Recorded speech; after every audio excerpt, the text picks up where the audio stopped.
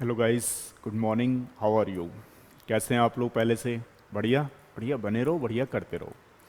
चलिए भाई, एक थंबनेल आप लोग देख रहे होंगे कि नीट में कौन सा ऐसा कोर्स होता है जो काफ़ी अच्छा होता है और नीट के थ्रू किन किन ब्रांच में आपको एडमिशन मिलता है। ठीक है, तो सारे बच्चे लगभग जानते होंगे, एक ही चीज़ जानते हैं, एमबीबीएस। एमबीबीएस नहीं, एमबीबीएस के अलावा भी मैं आपको बताता हूँ बहुत सारे कोर्सेस में ऐसे कौन से कोर्सेस हैं जिसमें कि नीट के थ्रू आपको एडमिशन मिलता है।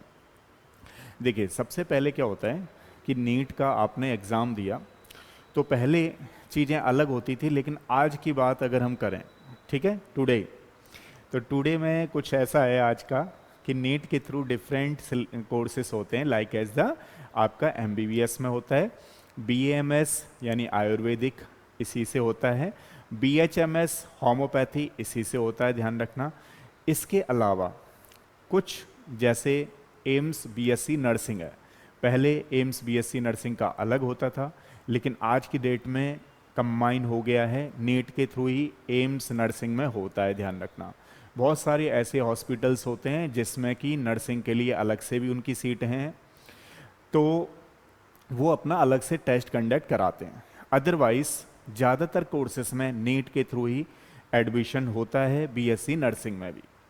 अब थोड़ा सा बात कर लेते हैं कि मान लीजिए इनमें सबसे अच्छा कोर्स कौन सा है। एमबीबीएस है, बीएमएस है, बीएचएमएस।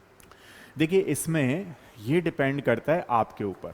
जैसे फॉर एग्जांपल मान लो कि किसी बच्चे के मार्क्स उतने अच्छे नहीं हैं ट्वेल्थ करते करते, जैसे फॉर एग्जांपल के लिए किसी बच्चे के 150 नंबर आए, अब वो अगर तैयारी करे, ड्रॉप ले, तो ड्रॉप में कितने आ सकते हैं उसके? ज़्यादा से ज़्यादा 300 400 इतने नंबर आ सकते हैं।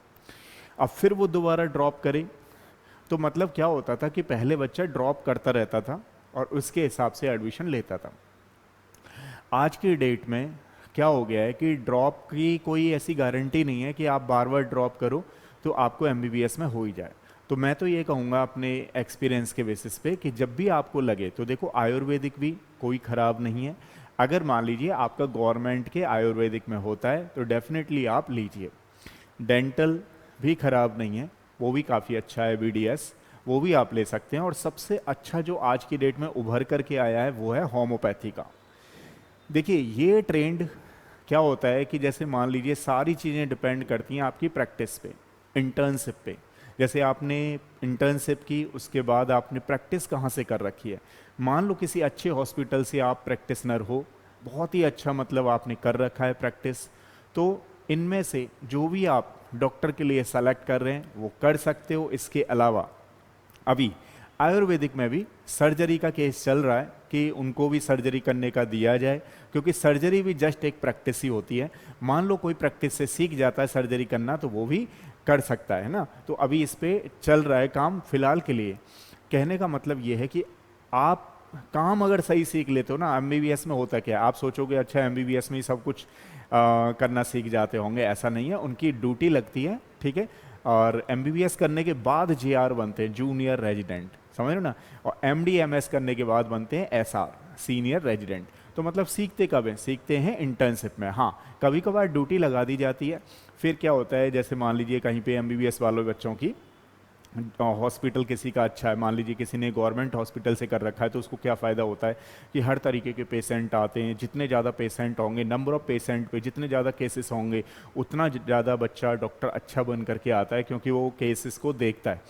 इन लोगों का क्या है, जैसे आपने देखा होगा हिस्ट्री लेनी पड़ती है इनको, है ना, तब डायग्नोस्ट करते हैं। अगर जब तक हिस्ट्री नहीं सही होगी तब तक डायग्नोस्ट कैसे देंगे।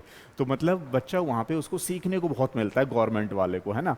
अब प्राइवेट वालों में क्या है, जैसे मान लीजिए किसी का 200 बेड का है हॉस्पिटल, किसी का 100 बेड का है, तो उसमें प्राइवेट में क्या है, लोग कम जाते हैं, क्योंकि वही इलाज कराएगा जिसके पास पैसे होंगे। अगर पैसे नहीं होंगे तो प्राइवेट में इलाज नहीं कराएगा, तो उसको जो सीखने को मिलता है ना वो बहुत कम मिलता है। बट प्राइवेट वाले भी बच्चे कई बार क्या करते हैं कि बाहर से अपनी प्रैक्टिस बहुत अच्छी कर लेते हैं। बहुत अच्छी करके जब वो प्रैक्टिस करने बैठते हैं तो उनका भी रेस्पॉन्स बहुत अच्छा आता है। तो कहने का मतलब ये है कि किसी भी उसमें आपको अगर गवर्नमेंट में मिल जाए तो आपको ले लेना चाहिए मेरे हिसाब से, और उस पर प्रैक्टिस करनी चाहिए। और नहीं मिले तो आपको 1 साल 2 साल ड्रॉप कर लेनी चाहिए, इससे ज़्यादा मुझे नहीं लगता कि आपको ड्रॉप करना चाहिए। यानी 12th के बाद मेरे हिसाब से आप ज़्यादा से ज़्यादा ड्रॉप कर सकते हो, एक तो है ही अपना, एक के बाद दूसरी भी कर सकते हो, लेकिन तीसरी का अभी मत सोचना, क्योंकि जैसे ही आपका दूसरी साल मान लीजिए और कहीं मिल जाए तो डेफिनेटली आप उसको ले लीजिए, क्योंकि ज़्यादा टाइम वेस्ट करने से कोई फ़ायदा नहीं है। एक मैं नेक्स्ट पे वीडियो बनाने वाला हूँ आपको। तो अभी देखिए 19 वाले बच्चों के लिए तो इन्होंने पोस्टपोन कर दिया है, रवि के लिए तो सबके लिए पोस्टपोन कर दिया है नेक्स्ट को। उसके बाद हो सकता है, क्योंकि ये काफ़ी दिनों से नेक्स्ट नेक्स्ट नेक्स्ट चल रहा है, लेकिन फ़िलहाल के लिए आप लोग एक जोश से जुड़े रहिए। जिस बच्चे को भी तैयारी करनी है फटाफट से YBS कोचिंग ज्वाइन कर लो, और ऑनलाइन ऑफलाइन दोनों मोड में है। दूसरी वाली बात कि ये जो कोर्सेस हैं, क्योंकि ये प्रोफेशनल डिग्री होगी आपकी, है ना, ऐसे नहीं सिंपल BSc नहीं है। आप सिंपल BSc वाले को बहुत सारे पापड़ बेलने पड़ जाते हैं, क्योंकि सिंपल BSc को जॉब ही नहीं मिलती कई बार ना। अब फिर MSc करेगा, फिर नेट करेगा, तो फिर जा कर के वो प्रोफेसर बनेगा, मतलब एक लंबी प्रोसेस हो जाती है। तो मैं सारे बच्चों से यहाँ पे कहूँगा कि अगर आप लोग साइंस एस्पायरेंट हो और मेडिकल फील्ड में जा रहे हो, IIT वालों के लिए अलग से बनाऊँगा मैं वीडियो। आप लोग मेडिकल फील्ड में हो और आपको लगता है कि मेरी बायोलॉजी बहुत अच्छी है, तो बहुत सारे ऑप्शंस हैं। जैसे फॉर एग्जांपल के लिए मान लो आपने कहीं से BSc माइक्रोबायोलॉजी ऑनर से कर ली, ठीक है। अब माइक्रोबायोलॉजी ऑनर से करने के बाद जैसे ही आप लोग MSc करोगे, तो उसके बाद कई सारे कंपनी होती हैं जो पैकेज पे आपको रखती हैं, क्योंकि माइक्रोबायोलॉजी वाला जो कैंडिडेट होता है, जितनी लैब होती है ना पैथोलॉजी लैब, उसमें उसका बहुत रेस्पॉन्स है और उसी का काम होता है, क्योंकि अगर वो PhD कर लेगा तो एक साइंटिस्ट भी बन जाएगा। दूसरी वाली बात है, जितनी फार्मास्यूटिकल कंपनियां उसी को लेती हैं, क्योंकि उनको ड्रग चेक करानी होती है, तो केमिस्ट्री वाला और माइक्रोबायोलॉजी वाला काम कर रहा होता है, ठीक है। उसमें वो थोड़ा सा बैक्टीरिया की एक्टिविटी चेक करता है कि किस तरीके का बैक्टीरिया क्या है, किस तरीके से होगा। तो अगर आप लोग चाहते हो कि इसके अलावा और कौन कौन से ऑप्शन हैं, तो ढेरों सारे ऑप्शन हैं। बट आप जब भी तैयारी कर रहे हो तो कई सारे ऑप्शनों को भी ध्यान में लेकर के तैयारी करो, ठीक है। और पूरे मन से इसको तैयारी करनी चाहिए। आधे अधूरे से करोगे तो फिर वो चीज़ नहीं रहती है। जम करके 1 साल लगा लो, 1 साल में डेफिनेटली, ऐसा नहीं है सिलेक्शन नहीं होते हैं, सिलेक्शन होते हैं बच्चों के, और आप जैसे बच्चों के ही होते हैं, ठीक है। मतलब जिसको आप खुद को भी थोड़ा सा एवरेज मान रहे हो तो गलती कर रहे हो। आप बढ़िया तरीके से अपना करो, डेफिनेटली देखो हो सकता है आपकी रैंक भी आ जाए। तो ये डिपेंड करता है आपकी मेहनत पे, आपकी प्रैक्टिस पे, आपकी लगन पे।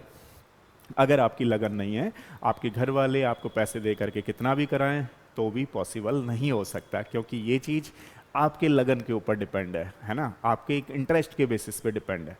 अच्छा, कुछ देखा गया है, मैं बहुत सालों से इसमें लाइन में हूँ, आपको पता ही है, 22 ईयर मुझे हो गई हैं इस लाइन में। तो मैं कई बार देखता हूँ कि क्या होता है बच्चे का, कुछ बच्चे कंफ्यूज होते हैं।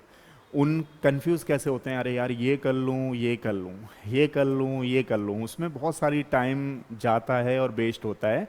ऐसे बच्चों को मैं कहूँगा कि आपका जो भी कोई एक फ्रेंड हो ना, फ्रेंड हो, पेरेंट्स हों, उनके साथ आपको डिस्कशन करना चाहिए, और जहाँ पे ज़रूरत पड़े, एक बार कैरियर गाइडेंस की ज़रूरत पढ़े, उसको एक बार कंसल्ट कर लेना चाहिए कि आपको किस फील्ड में जाना है। क्योंकि कहीं ऐसा ना हो, बहुत बार मैंने देखा हुआ है कुछ बच्चे कंफ्यूज ही रहते हैं कि यार ये करूं या ये करूं, मेडिकल में जाऊं या इंजीनियरिंग में जाऊं, अच्छा इन दोनों में से किसी में नहीं जा रहा, चलो मैं SSC की तैयारी कर लेता हूं।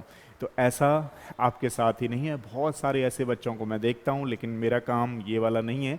मेरा काम आपको एक सही रास्ते पे ले जाना है, और ये चीज़ें, इनके लिए कैरियर काउंसलर्स भी बैठे हुए हैं। और मैं कहूँगा कि कैरियर काउंसलर से ज़्यादा अच्छा तो होता है आपका बेस्ट फ्रेंड, आपके पेरेंट्स। अगर आपको लगता है कि हाँ एक गाइडेंस की ज़रूरत है, तो उनसे ज़रूर राय लें। और एक आपका टीचर भी होता है, ध्यान रखना, टीचर को आपके बारे में सारी बातें पता होती हैं कि आप इतना कर सकते हो, कितना कर सकते हो, वो सब टीचर आपका जानता है जो स्टार्टिंग से आपको पढ़ा रहा है। मान लीजिए कोई बच्चा मेरे यहाँ पे, हमारे यहाँ पे 2 साल पढ़ा है, तो हम उसके बारे में पूरी चीज़ जानते हैं कि वो कितने मार्क्स और ला सकता है और उसका किस में इंटरेस्ट है। तो कभी भी टीचर से ही बात करने में कोई भी हेजिटेशन ना करें, क्योंकि आज के टीचर तो वैसे ही मॉडर्न है। और दूसरी वाली बात कि आपको टीचर के कांटेक्ट में भी रहना होता है, ठीक है।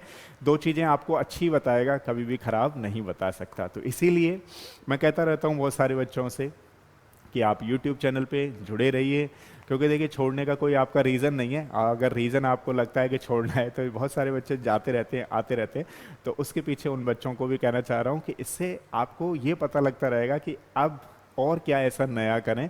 तो जुड़े रहिए यूट्यूब चैनल से, नेक्स्ट जो भी इन्फॉर्मेशन होगी मैं आपको डेफिनेटली बताऊंगा।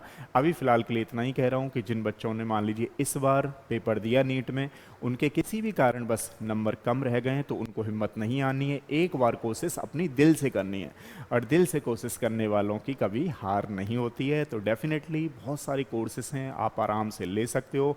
और अच्छा कोर्स किस बात पर डिपेंड करता है? आपके इंटरेस्ट के बेसिस पे। मान लीजिए किसी भी कोर्स में आपका एडमिशन हो जाता है, तो आपको फिर उसी कोर्स को लेने के बाद अपनी प्रैक्टिस अच्छी रखनी है, मतलब जहाँ से आपको सीखना है ना इन चीज़ों को, उसके लिए बहुत अच्छा करना है, आपको ऐसे करके करना है, तो डेफिनेटली आप सक्सेस भी होगे और एक अच्छे डॉक्टर माने जाओगे। ठीक है, तो चलिए इसी वीडियो के साथ नेक्स्ट मिलते हैं, तब तक के लिए थैंक यू सो मच।